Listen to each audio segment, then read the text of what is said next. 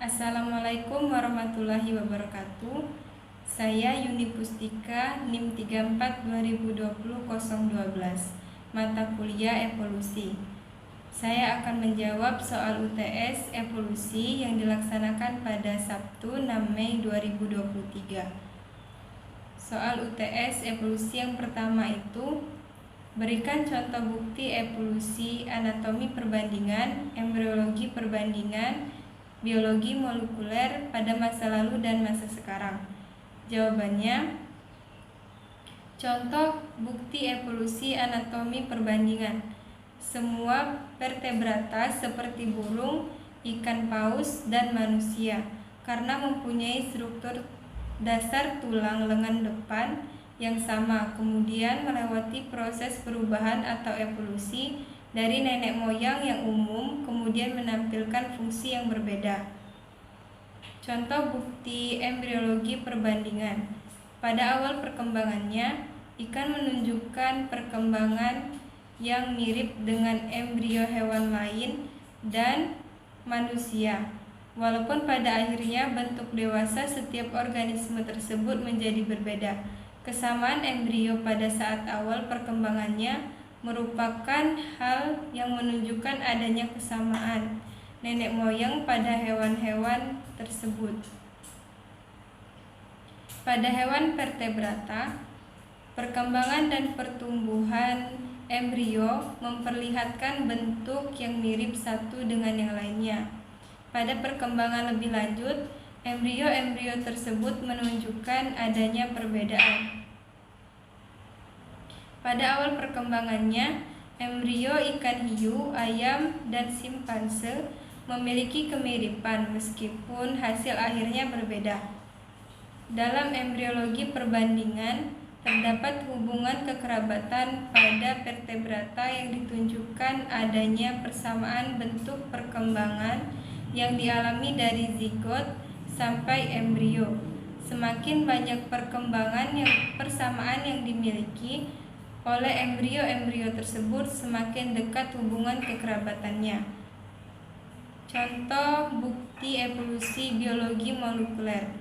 Semua organisme hidup tersusun oleh kode genetik atau DNA, deoksiribonukleat asid yang sama.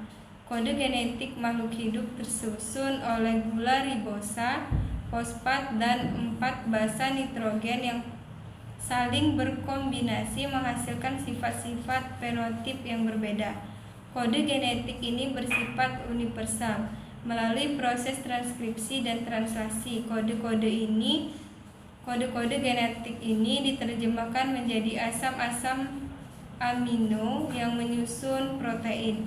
Secara universal, protein seluruh makhluk hidup tersusun oleh kombinasi 20 asam amino. Kesamaan struktur protein menjadi perhatian khusus para ilmuwan dalam mempelajari evolusi. Para ahli biokimia menemukan urutan asam amino dari molekul protein. Dari informasi ini, gen-gen dapat disusun karena diketahui bahwa asam amino dalam protein berhubungan dengan nukleotida yang terdapat dalam molekul DNA. Hal ini memungkinkan studi genetik dilakukan untuk mengkaji proses evolusi. Kemudian soal yang kedua, berikan contoh genetik drive, efek leher botol, dan efek pendiri di Indonesia.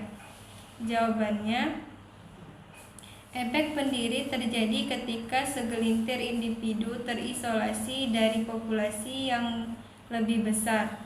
Kelompok yang lebih kecil dapat mendirikan populasi dengan kolom gen yang berbeda dari populasi sumber. Sedangkan efek leher botol adalah penurunan ukuran populasi secara besar-besaran yang diakibatkan karena adanya perubahan yang mendadak pada lingkungan. Soal yang ketiga, berikan contoh mutasi yang Anda temui di kehidupan sehari-hari. Jawabannya, contoh mutasi yang dapat ditemukan di kehidupan sehari-hari. Yang pertama itu tanaman gandum, Aloe hexaploid Triticum aestivum. yang merupakan tanaman alopolyploid. Tanaman ini terjadi penggandaan sel kromosom pada kromosom non-homolog dari spesies yang berbeda. Alopolyploid terjadi karena penyilangan antara dua spesies.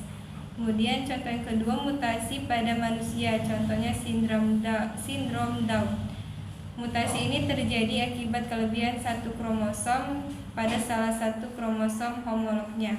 Sindrom Down merupakan mutasi trisomi pada kromosom 21.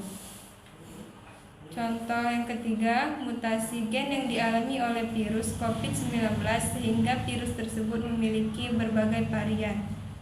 Soal yang keempat, apa yang kalian ketahui tentang isolasi reproduksi pre-zigot dan post-zigot?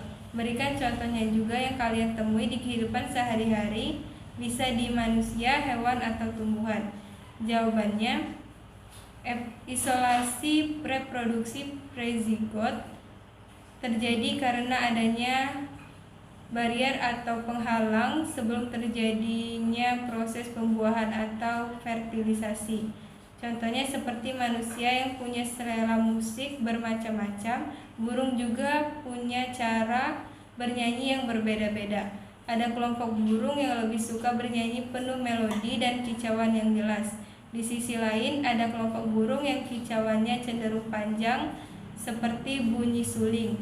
Ternyata, kicauan ini menarik jenis betina yang berbeda juga. Ada tipe burung betina yang suka dengan jantan dengan nyanyiannya panjang. Ada pula betina yang menyukai burung dengan kicauannya yang singkat. Hasilnya, lama-kelamaan mereka menjadi dua jenis burung yang berbeda, seperti burung Meadowlark barat untuk burung yang suka berkicau panjang seperti suling, dan Meadowlark timur untuk burung yang kicauannya pendek-pendek dan penuh melodi. Kemudian itu contoh isolasi reproduksi post-zigotik. Terjadi ketika individu hasil perkawinan tidak dapat bertahan hidup atau tidak dapat menghasilkan keturunan atau steril. Contohnya singa dan harimau. Singa merupakan jenis Panthera leo, sementara harimau Panthera tigris. Tapi jika pada suatu kondisi kedua kucing besar ini kawin, mereka akan menghasilkan keturunan spesies baru yang belum pernah ada sebelumnya.